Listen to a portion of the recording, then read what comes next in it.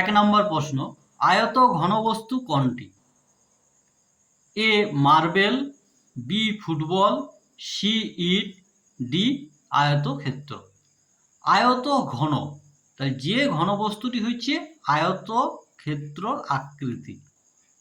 তাহলে এখানে মার্বেল হচ্ছে গোল, ফুটবলও গোল, আয়তক্ষেত্র কিন্তু কোনো ঘনবস্তু নয়। তাহলে সঠিক উত্তর হচ্ছে ইট। ইট তো তোমরা দেখেছো, ইট হচ্ছে আয়ত আকারের ঘন বস্তু।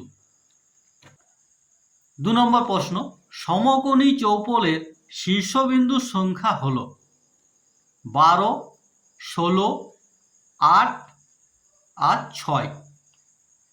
সমকোণী চৌপল, সমকোণী চৌপল হচ্ছে লুডুর ছক্কা বা তোমরা যে কিউবে খেলা করো সেই কিউব আকৃতির।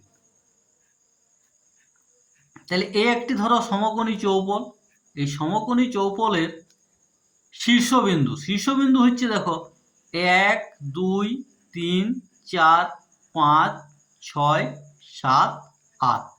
সঠিক উত্তর হবে সি, 8টি।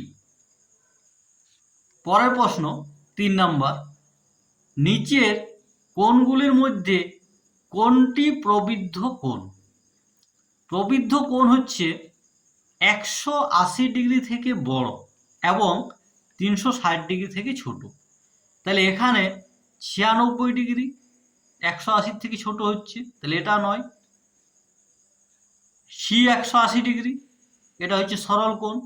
ডিও 180 থেকে ছোট, এটা হচ্ছে না। সঠিক উত্তর হচ্ছে 256 ডিগ্রি, 180 ডিগ্রির থেকে বড়। কোশ্চেন নাম্বার 4, কোনো বৃত্তের কেন্দ্র দিয়ে অঙ্কিত এবং উভয় দিকে পরিধি পর্যন্ত বিস্তৃত সরলরেখাকে কি বলা হয়? এ ব্যাস, বি ব্যাসার্ধ, সি চাপ আর ডি অর্ধবৃত্ত।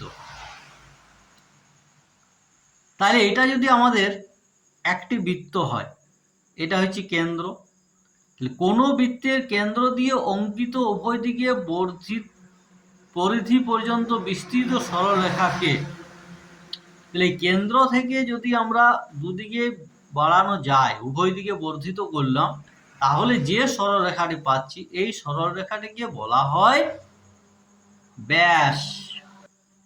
কোশ্চেন নম্বর 5, একটি বিন্দু দিয়ে মোট কতগুলি সরলরেখা টানা যায়? একটি বিন্দু দিয়ে আমরা অপশন এ অসংখ্য, অপশন বি একটি, সি 2টি আর ডি 3টি। তাহলে আমরা একটি বিন্দু দিয়ে যে সরলরেখাগুলি টানতে পারবো সেগুলি হচ্ছে অসংখ্য, তাহলে অপশন এ। কোশ্চেন নাম্বার 6, একটি আয়তক্ষেত্রের প্রতিটি কোণের মান কত? Option A 60 degree, option B 90 degree, option C 180 degree, option D 360 degree. তাহলে আয়তক্ষেত্রের প্রতিটি কোণের মান হয় 90 ডিগ্রি, অপশন বি। 7 নম্বর প্রশ্ন, একটি তেলের ড্রামের কয়টি তল? একটি তেলের ড্রাম, তোমরা যদি লক্ষ্য করো ড্রামের আকৃতিটা হয় ঠিক এরকম। তাহলে এই যে ড্রামটা, এই ড্রামের তল সংখ্যা হচ্ছে এখানে একটি সমতল, এখানে একটি সমতল আর মাঝখানে একটি বক্রতল। তাহলে 1, 2, 3। তাহলে আমাদের সঠিক উত্তর হবে অপশন সি, 3টি।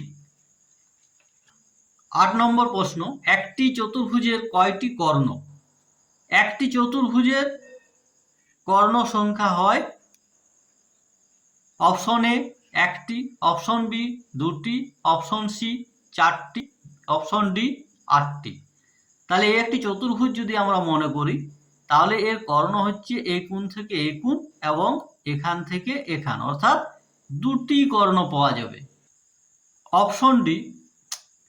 9 নম্বর প্রশ্ন, পঞ্চভুজ প্রিজমের মোট তল সংখ্যা কত? পঞ্চভুজ প্রিজম। প্রিজমের তল সংখ্যা হচ্ছে যত ভুজ থাকবে তার সঙ্গে 2 যোগ। তাহলে পঞ্চভুজ, তাহলে এর সঙ্গে 2 যোগ করলে হচ্ছে 7। তাহলে উত্তর হবে সি, 7টি।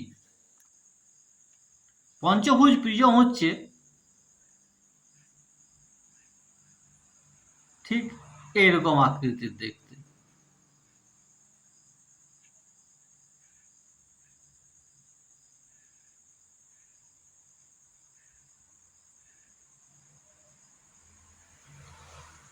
তাহলে এই 5 সাইডে 5টি এবং এদিকে 1টি আর এদিকে 1টি, মোট হচ্ছে 7টি তল।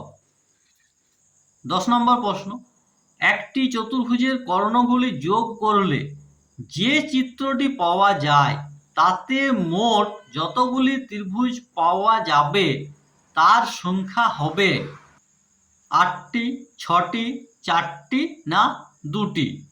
তাহলে আমরা যদি একটা চতুর্ভুজ অঙ্কন করি, এই একটি চতুর্ভুজ আঁকলাম, এর কর্ণ দুটি যদি যোগ করা হয় তাহলে আমরা ত্রিভুজ পাচ্ছি 1, 2, 3, 4। আবার এই বড় একটি পাচ্ছি 5, আবার এইখানে একটি বড় পাচ্ছি 6, আবার এখানে একটি বড় পাচ্ছি 7, আবার এখানে একটি পাচ্ছি 8। তাহলে সঠিক উত্তর হবে অপশন এ, 8টি। আজ এখান পর্যন্তই। পরবর্তী ভিডিওতে আবার দেখা হবে। ভিডিওটি ভালো লাগলে লাইক করো, চ্যানেলটি সাবস্ক্রাইব করো এবং বন্ধুদের সাথে শেয়ার করো।